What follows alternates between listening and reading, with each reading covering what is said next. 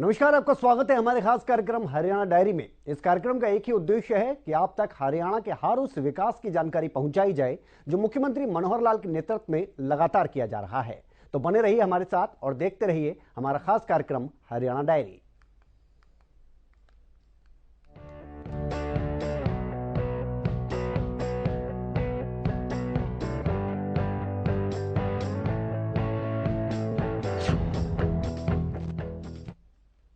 तो हरियाणा प्रदेश के युवाओं के सपनों को उड़ान देना ही मनोहर सरकार का मकसद है और इसके लिए सीएम मनोहर लाल और उनकी पूरी टीम काम कर रही है।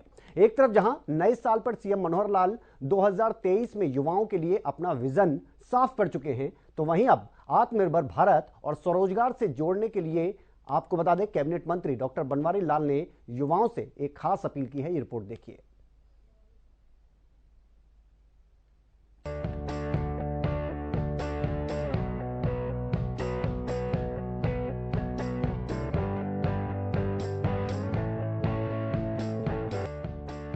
हरियाणा के युवाओं के पास एक सुनहरा मौका है आत्मनिर्भर भारत का सपना साकार करने का, मौका है आत्मनिर्भर बनने का, मौका है स्वरोजगार पाने का, मौका है सफल होने का।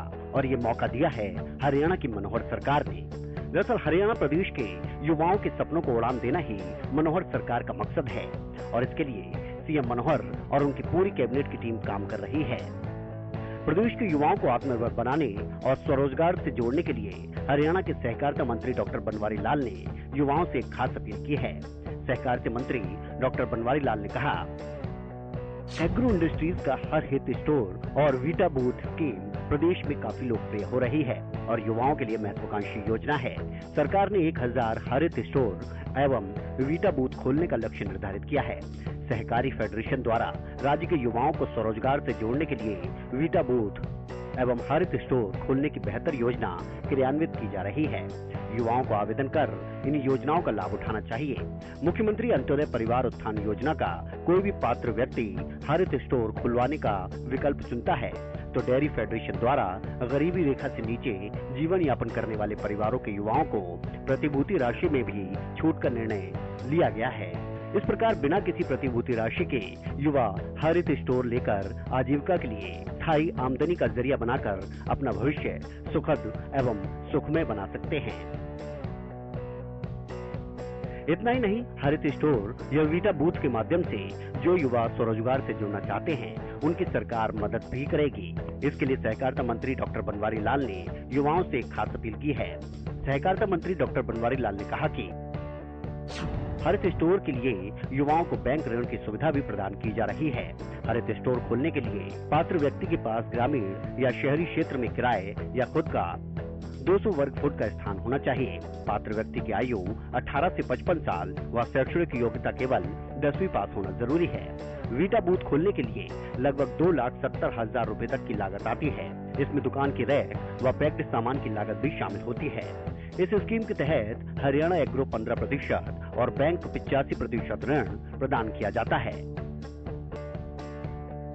उन्होंने बताया कि वीटा बूथ खोलने के लिए 12 बाई 12 वर्ग फुट में वीटा का बूथ स्थापित किया जा सकता है। इसके लिए बीपीएल परिवार से भी प्रतिभूति राशि नहीं ली जाती। अंत्योदय पात्र से केवल 10,000 रुपए व सामान्य श्रेणी के आवेदक से सिक्योरिटी के रूप में 50,000 रुपए की राशि ली जाती है। इसके लिए आवेदक की शैक्षणिक योग्यता 10वीं पास व उम्र कम से कम 18 व अधिकतम 55 साल होनी चाहिए। सहकारिता मंत्री ने कहा कि हरियाणा डेयरी फेडरेशन के बीटा बूथ और हरियाणा एग्रो इंडस्ट्रीज द्वारा हरित स्टोर खोलने का बेहतर विकल्प युवाओं को दिया जा रहा है। इसके अलावा आपको बता दें कि सीएम मनोहर लाल ने जब प्रदेशवासियों को नए साल की बधाई देते हुए प्रदेश की जनता को संबोधित किया था और साल 2023 का विजन प्रदेश की जनता के सामने रखा, तब खुद सीएम मनोहर लाल ने भी युवाओं को रोजगार से जोड़ने की बात कही, भर्तियां करने और विदेश भेजने की भी बात कही। मेरे पास किसी भी तरीके से भेजेंगे और अच्छे सुझाव जो होंगे उसका पालन करेंगे, उसको आगे बढ़ाएंगे और इन उपलब्धियों के आधार पर, इन अनुभवों के आधार पर अगला 2023 का वर्ष, ये 2023 का वर्ष और कैसे सुखी हो इसकी भी हम जरूर चिंता करेंगे। अब 2023 के वर्ष में बहुत से हमको ये काम करने हैं और उन कामों के अंदर जैसे भर्तियां हैं, ग्रुप बी और ग्रुप सी और डी की भर्तियां, ये सीट यानी सीईटी के माध्यम से, कॉमन एलिजिबिलिटी टेस्ट के माध्यम से हम करेंगे। हमें किसी की भी स्वार्थ पूरे करने की आवश्यकता नहीं है। हम इन सेवाओं को कैसे आपके घर पर पहुंचाए इसका करेंगे। किसान बंधु जो अपनी जमीन को लेते हैं उनके डिजिटल रिकॉर्ड इनको हम ठीक करेंगे, इसमें भी किसी प्रकार की कठिनाई नहीं आने देंगे। स्वास्थ्य सेवाएं ये आपके घर तक कैसे पहुंचे, इसको अधिक से अधिक कैसे बनाएं, ये हम पूरा करेंगे। रोजगार के नाते अधिक से अधिक लोगों को रोजगार कैसे मिले। 1 लाख नौजवानों को हम विदेश भेजने की भी तैयारी कर रहे हैं ताकि उनको विदेश भेजा जाए। और किस प्रकार से जिसकी स्किलिंग, जिसका हुनर उसकी आवश्यकता है, उसका भी विकास हम करेंगे। तो इस रोड मैप के ऊपर हम लोग चल रहे हैं। हरियाणा की मनोहर सरकार प्रदेश के युवाओं के सपनों को उड़ान देने में कोई कसर नहीं छोड़ना चाहती। जिसे सरकारी नौकरियों में भर्ती होना है उसके लिए वो मेहनत करे और पूरी तरह पारदर्शी तरीके से नौकरी पाने के अवसर ऐसे युवाओं को भरपूर मौके दिए जाएंगे। जो विदेश जाना चाहते हैं उन्हें विदेश भेजने का इंतजाम भी मनोहर सरकार करेगी। इसके अलावा आत्मनिर्भर भारत का जो पीएम मोदी का सपना है उसे पूरा करने, युवाओं को आत्मनिर्भर बनाने और स्वरोजगार से जोड़ने का काम भी मनोहर सरकार कर रही है। यानी अवसरों की कोई कमी किसी के लिए नहीं। मनोहर सरकार में युवाओं को आत्मनिर्भर बनाने का काम किया जा रहा है।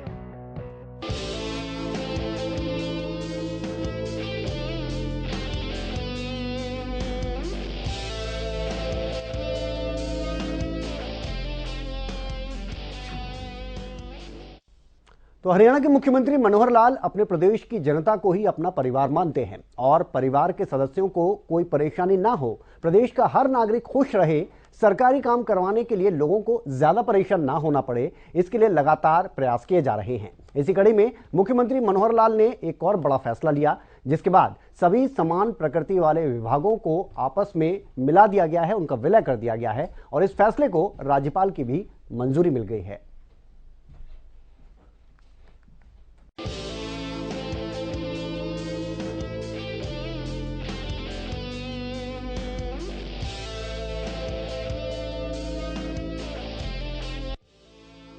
हरियाणा के मुख्यमंत्री मनोहर लाल का मकसद समाज के अंतिम व्यक्ति तक विकास पहुंचाना है और ऐसा तभी हो पाएगा जब सरकारी जटिलताओं को आसान कर दिया जाए और हर व्यक्ति की पहुंच को आसान बनाया जाए। इसके लिए मनोहर सरकार लगातार काम कर रही है। ज्यादातर सरकारी काम अब घर बैठे पोर्टल्स के माध्यम से ही होने लगे हैं, लेकिन फिर भी कुछ काम ऐसे हैं जिनके लिए मंत्रालयों और विभागों के चक्कर लगाने पड़ते हैं और कई ऐसे विभाग हैं जो समान प्रकृति के हैं। तो ऐसे में कई बार फाइलें विभागों के बीच ही झूलती रह जाती हैं। सरकार और आम लोगों को परेशानी का सामना करना पड़ता है क्योंकि अलग अलग विभागों के मंत्री भी अलग अलग होते हैं। लेकिन हरियाणा में अब ऐसा नहीं होगा।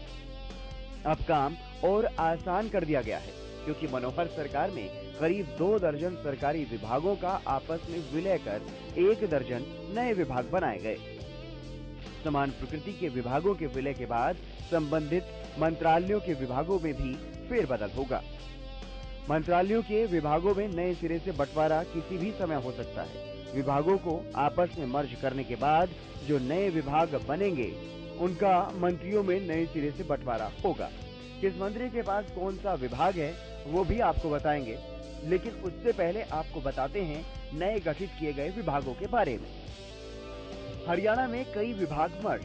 ये विभाग मर्ज: नवीन एवं नवीकरणीय ऊर्जा और बिजली विभाग, नया डिपार्टमेंट ऊर्जा विभाग। सोशल जस्टिस से संबंधित 2 विभागों का विलय, नया डिपार्टमेंट जो बनाया गया है department of social justice empowerment, Antyodaya, एससीज एंड बीसीज वेलफेयर। इसके अलावा उच्च शिक्षा एवं तकनीकी शिक्षा का भी विलय किया गया। नया डिपार्टमेंट ऑफ हायर एजुकेशन बनाया गया। Department of tourism and archaeology and museum, अब इसका नया department of heritage and tourism कर दिया गया। Department of skill development and industrial training एवं एम्प्लॉयमेंट एंड यूथ अफेयर, इनका भी विलय करके अब इन्हें यूथ एम्पावरमेंट एंड एंटरप्रेन्योरशिप के नाम से जाना जाएगा। निगरानी व समन्वय, प्रशासनिक सुधार विभाग, इन विभागों का विलय करके एक सामान्य प्रशासन डिपार्टमेंट बना दिया गया। राजस्व एवं आपदा प्रबंधन व चकबंदी, इनका विलय कर अब राजस्व एवं आपदा प्रबंधन के नाम से नया विभाग बनाया गया। हाल ही में करीब 2.5 महीने पहले 21 अक्टूबर को मुख्यमंत्री मनोहर लाल की अगुवाई में कैबिनेट की बैठक हुई थी, जिसमें उन विभागों को मर्ज करने का फैसला लिया गया था जिनकी प्रकृति समान है। अलग अलग मंत्री होने की वजह से फाइलें लटकती रहती थी, इसलिए एक जैसे विभागों को एक करने का फैसला लिया गया। जैसे तकनीकी शिक्षा और विज्ञान विभाग को उच्चतर शिक्षा विभाग में मर्ज कर विभाग का नया नाम उच्चतर शिक्षा विभाग कर दिया गया। वर्तमान में उच्चतर शिक्षा विभाग शिक्षा मंत्री कंवरपाल गुर्जर के पास है, तो वहीं तकनीकी शिक्षा मंत्रालय कैबिनेट मंत्री अनिल विज के पास है। ऐसे में अब ये विभाग किसी एक ही मंत्री के पास आ जाएंगे। इसी तरह नवीन एवं नवीकरणीय ऊर्जा यानी अक्षय ऊर्जा विभाग को बिजली विभाग में शामिल कर विभाग का नया नाम ऊर्जा विभाग किया गया है। वर्तमान में दोनों ही विभाग कैबिनेट मंत्री रणजीत सिंह चौटाला के पास है। कौशल विकास एवं औद्योगिक प्रशिक्षण विभाग, रोजगार विभाग तथा युवा मामले विभाग को मर्ज कर युवा सशक्तिकरण और उद्यमशील विभाग का नाम दिया गया है। युवा मामले को खेल विभाग से अलग कर दिया गया। अनुसूचित जाति व पिछड़ा वर्ग कल्याण विभाग तथा सामाजिक न्याय एवं अधिकारिता विभाग को मर्ज कर नया नाम सामाजिक न्याय, सशक्तिकरण, अंत्योदय और अनुसूचित जाति तथा पिछड़ा वर्ग कल्याण विभाग कर दिया गया है। ये विभाग कैबिनेट मंत्री डॉक्टर बनवारी लाल के पास ही हैं। पर्यटन और पुरातत्व तथा संग्रहालय एवं अभिलेखागार विभागों को आपस में मर्ज कर नया नाम विरासत एवं पर्यटन कर दिया गया है। इलेक्ट्रॉनिक एवं इंफॉर्मेशन टेक्नोलॉजी डिपार्टमेंट को खत्म कर इसका काम उद्योग विभाग और मानव संसाधन सूचना विभाग को दिया जाएगा। वन एवं वन्य जीव तथा पर्यावरण व जलवायु परिवर्तन विभाग को विलय कर नया नाम वन, वन्य जीव और पर्यावरण विभाग किया गया है। सूचना जनसंपर्क एवं भाषा विभाग के साथ अब प्रिंटिंग और स्टेशनरी तथा कला एवं संस्कृति विभागों को भी मर्ज किया गया है। निगरानी एवं समन्वय तथा प्रशासन सुधार विभागों का काम अब मानव संसाधन विभाग देखेगा। नए विभाग का नाम सामान्य प्रशासन विभाग होगा। लोक निर्माण तथा वास्तुकार्य विभाग नया बनाया गया है, जिसमें राजस्व एवं आपदा प्रबंधन चकबंदी शामिल किए गए हैं। अग्निशमन सेवाओं को शहरी निकाय विभाग से निकालकर आपदा एवं प्रबंधन विभाग में शामिल किया गया है। आपूर्ति एवं निपटान विभाग अब वित्त विभाग के अधीन काम करेगा। सीएम मनोहर लाल सरकारी जटिल प्रक्रियाओं का लगातार सरलीकरण करने का काम कर रहे हैं और अब मनोहर सरकार में हरियाणा में इन तमाम विभागों में हुए बदलाव से आम लोगों और सरकार दोनों को ही इसका फायदा होने वाला है, क्योंकि अब फाइलें विभागों के बीच में लटकेंगी नहीं, बल्कि विकास के कामों में और भी तेजी आएगी।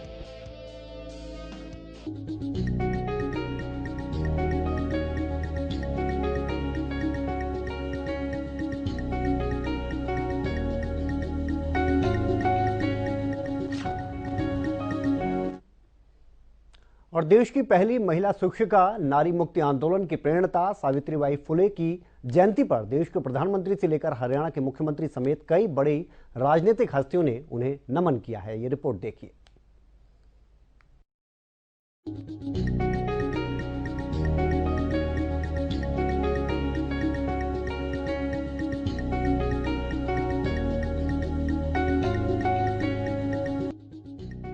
महिला अधिकारों के लिए अपना पूरा जीवन समर्पित करने वाली सावित्रीबाई फुले की आज जयंती है। उनका जन्म 3 जनवरी 1831 को महाराष्ट्र के सतारा जिले में स्थित नायगांव नामक छोटे से गांव में हुआ था। सावित्रीबाई फुले भारत के पहले बालिका विद्यालय की पहली प्रिंसिपल और पहले किसान स्कूल की संस्थापिका थी। आइए आपको बताते हैं कि सावित्रीबाई फुले कौन थी। सावित्रीबाई फुले का जन्म 3 जनवरी 1831 को हुआ। महाराष्ट्र के सतारा जिले के नायगांव में उनका जन्म हुआ। सावित्रीबाई फुले देश की पहली महिला शिक्षिका थी। भारत के पहले बालिका विद्यालय की वो पहली प्रिंसिपल रही। पहले किसान स्कूल की संस्थापिका भी सावित्रीबाई फुले रही। सावित्रीबाई फुले देश की महान समाज सेविका थी। महज 9 वर्ष की उम्र में ही सावित्रीबाई फुले का विवाह हुआ। जिस समय सावित्रीबाई फुले की शादी हुई थी वो अनपढ़ थी। ये वो दौर था जब सावित्रीबाई फुले पढ़ने का सपना देख रही थी। आजादी से पहले गिनी चुनी महिलाएं ही पढ़ाई कर पाती थी। उस जमाने में गरीब तबके की महिलाओं को उन्होंने पढ़ाकर सशक्त बनाया। देश की पहली महिला शिक्षिका को आज देश भर के दिग्गज याद कर रहे हैं और उन्हें श्रद्धांजलि अर्पित कर रहे हैं। देश के प्रधानमंत्री नरेंद्र मोदी ने उन्हें याद करते हुए ट्वीट में लिखा, प्रेरणा स्रोत सावित्रीबाई फुले जी की जयंती पर कोटि कोटि नमन। उनमें हमें अपनी नारी शक्ति का प्रखर भाव दिखाई देता है। उनका जीवन महिलाओं को शिक्षित करने और उन्हें सशक्त बनाने के लिए समर्पित था। समाज सुधार और समाज सेवा में उनका योगदान समान रूप से प्रेरक है। वहीं हरियाणा के मुख्यमंत्री मनोहर लाल ने भी ट्वीट कर उन्हें याद किया और लिखा, देश की पहली महिला शिक्षिका, नारी मुक्ति आंदोलन की प्रेरणा सावित्रीबाई फुले जी की जयंती पर उन्हें शत शत नमन। उन्होंने समाज में प्रचलित कुप्रथाओं के खिलाफ आवाज उठाई। वो नारी सशक्तिकरण के लिए जीवन पर्यंत लड़ती रहीं। इससे कुछ दिन पहले ही जब मुख्यमंत्री मनोहर लाल हिसार गए थे, तब भी सीएम मनोहर लाल ने देश की पहली महिला शिक्षिका को याद किया था और उनके नाम से बड़ी घोषणा की थी। सावित्रीबाई जी, जिनका महिला शिक्षा के अंदर बड़ा नाम है, क्योंकि वो देश की पहली महिला शिक्षिका रही हैं, तो उनके नाम से किसी कॉलेज के नाम रखने की बात आती है जहां हमारे समाज के लोग हों, वो बताएंगे तो निश्चित रूप से कॉलेज का नाम या किसी शिक्षण संस्थान का नाम उनके नाम के ऊपर रखेंगे। एक प्लॉट की बात की गई है, तो इसमें भी मैं हमारा जो HSVP है उनको कहूंगा कि जिस शहर में आपको प्लॉट चाहिए, एक में अथवा ज्यादा में, वहां एडवर्टाइजमेंट करेंगे, आप लोग उसमें अप्लाई करिए। तो एक निश्चित विधि है उसकी, उसमें सबको आपको धर्मशाला के प्लॉट ये भी जरूर दिलाए जाएंगे। इसके अलावा हरियाणा के उप मुख्यमंत्री दुष्यंत चौटाला ने भी महिला अधिकारों के लिए अपना पूरा जीवन समर्पित करने वाली सावित्रीबाई फुले को याद करते हुए लिखा, महिला शिक्षक की अलग जगाने वाली, बाल विवाह, सती प्रथा जैसी कुरीतियों के खिलाफ आवाज उठाने वाली प्रथम शिक्षिका सावित्रीबाई फुले जी को उनकी जयंती पर सादर नमन। साथ ही कृषि मंत्री जेपी दलाल ने भी ट्वीट कर लिखा कि दलितों व महिलाओं के अधिकारों के लिए सदैव संघर्ष करने वाली नारी मुक्ति आंदोलन की प्रेरणा महान समाज सेविका सावित्रीबाई फुले जी की जयंती पर कोटि कोटि नमन। देश के साथ साथ हरियाणा के तमाम दिग्गजों ने महिलाओं को शिक्षित करने और उन्हें सशक्त बनाने वाली देश की पहली महिला शिक्षिका सावित्रीबाई फुले जी को नमन किया।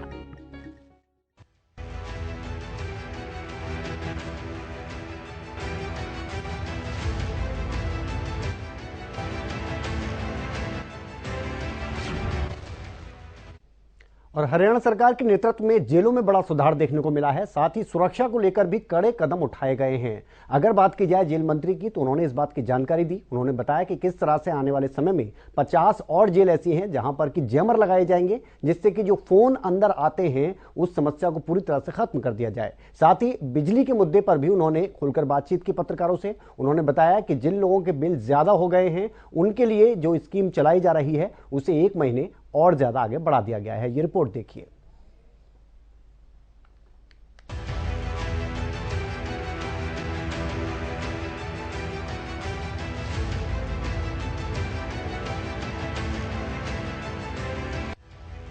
हरियाणा की मनोहर सरकार में एक मसले पर खास फोकस किया गया और वो रहा जेलों में सुधार और सुरक्षा का मसला।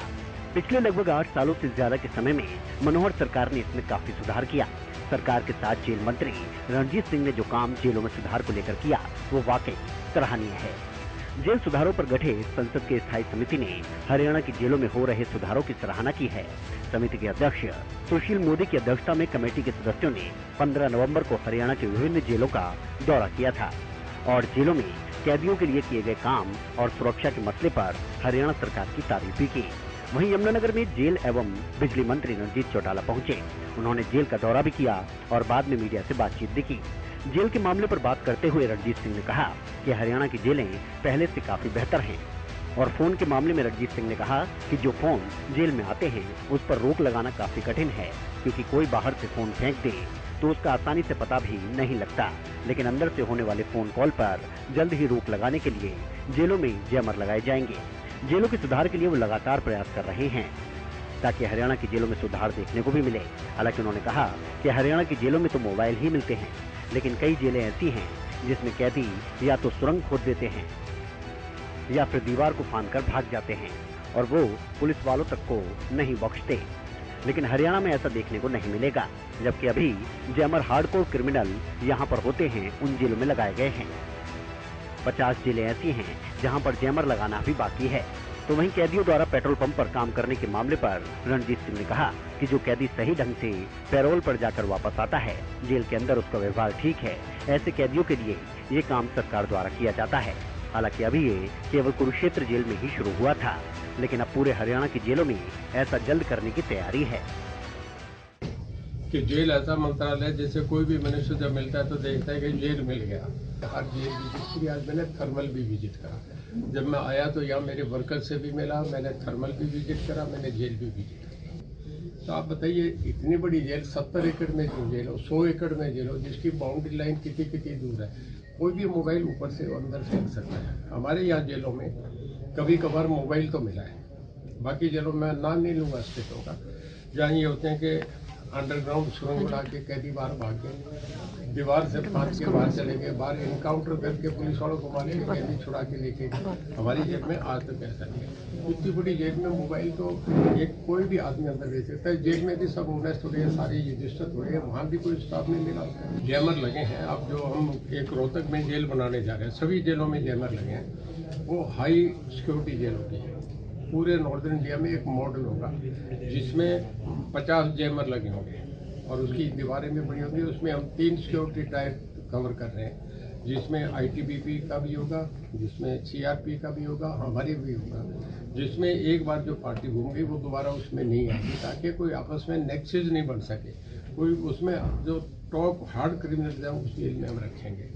तो हरियाणा की जेल व्यवस्था तो बहुत बेहतर है। जहाँ हमारी जेलों के बाहर जमीनें हैं, हमने 11 अभी चिन्हित करे हैं, जिनमें एक हमने स्टार्ट कर दिया। कुरुक्षेत्र में हमारा बहुत अच्छा गया। आज कुरुक्षेत्र में सबसे बड़ी सेल हमारे पेट्रोल पंप की है, 14 लाख रुपए की रोज की सेल है, जो रिकॉर्ड है, और 6 महीने पहले हमने स्टार्ट करा है। अब उसके बाद 11 जेलों में हमारा और है, उनमें हम सोच रहे हैं, हमने तय कर दिया, उनमें अपने पंप्स हो रहे हैं। उसमें एक तो मोटिवेशन मिलती है, जो कैदी अंदर बैठा है उसको ये होता है कि वो बाहर जाएगा, जिसका कंडक्ट बढ़िया है, जो पैरोल पे टाइम से गया अंदर फिर वापस आ गया, जिसका कभी झगड़ा नहीं हुआ अंदर, ऐसे आदमी पे जिस पे भरोसा बनता है उसको हम बाहर भेजते हैं। वहीं बिजली मंत्री रणजीत सिंह ने कहा कि हरियाणा की जनता जो कि बिजली के बिल एक मुश्त नहीं भर पाए, उनके लिए एक बार फिर से 1 महीने के लिए स्कीम को आगे बढ़ा दिया गया है। रणजीत सिंह ने कहा कि पीछे 3 महीने तक लोगों के लिए जुर्माना माफी की स्कीम लॉन्च की गई थी और लोगों से विभाग का समझौता करवाकर बिजली के बकाया बिल 3 माह में देने का फैसला लिया था।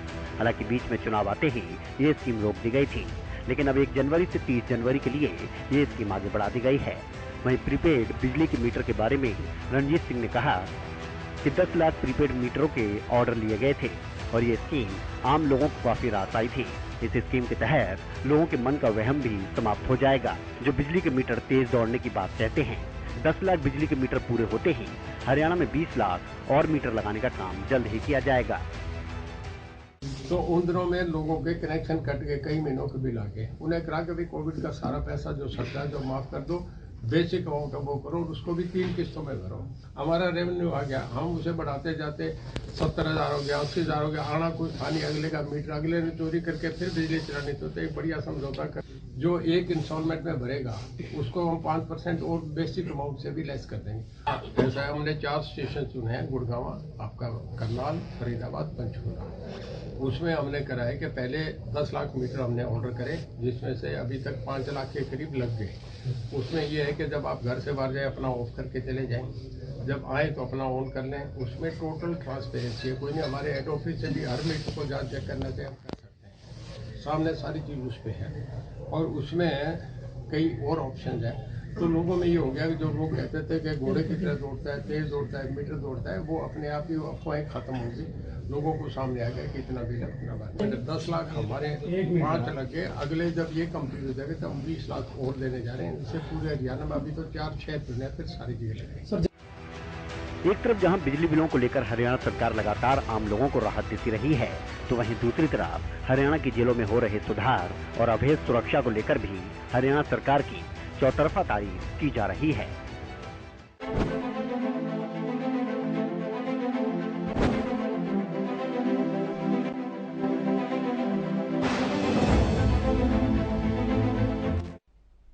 तो मुख्यमंत्री मनोहर लाल की कुशल नेतृत्व में हरियाणा प्रदेश लगातार विकास की ओर अग्रसर है। ऐसे में हरियाणा का हर वर्ग सरकार के कार्यों से काफी संतुष्ट भी नजर आ रहा है, क्योंकि हरियाणा सरकार का एक ही मकसद है कि प्रदेश के अंतिम व्यक्ति का भी विकास किया जा सके। फिलहाल हमारे खास कार्यक्रम हरियाणा डायरी में आज के लिए इतना ही। कल फिर मिलेंगे। आप देखते रहिए हरियाणा न्यूज।